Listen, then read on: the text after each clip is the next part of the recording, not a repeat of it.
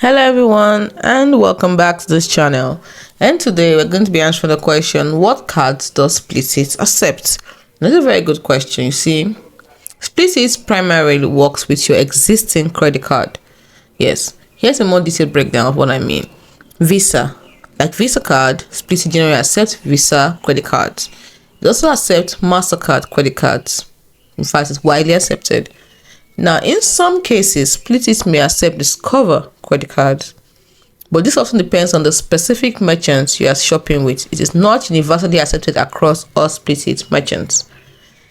Also, the American Express, it is similar to Discover. Acceptance of American Express cards can vary depending on the merchant. Some merchants that partner with Split might also accept Amex, that is American Express card.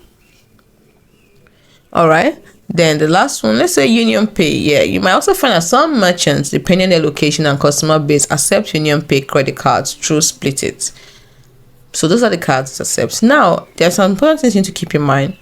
Split exclusively works with credit cards. They do not accept debit cards, prepaid cards, or FSA, HSA cards for creating new installment payments. They do not accept those at all. Then next, while Visa and MasterCard are the most commonly accepted, whether Discover, American Express, or UnionPay accepted can depend on the individual retailer you are making a purchase from.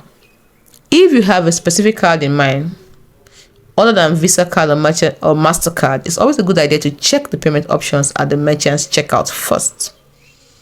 Next, regardless of the type of credit card you use, as long as an accepted type, you will need to have enough available credit in your card to cover the total purchase amount at the time of purchase. Split will authorize the full amount even though you'll be paying in installments.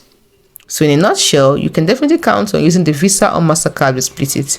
For Discover, Amex, or UnionPay, it is best to check the specific merchant's accepted payment methods during checkout before trying to use them. So it's as simple as that.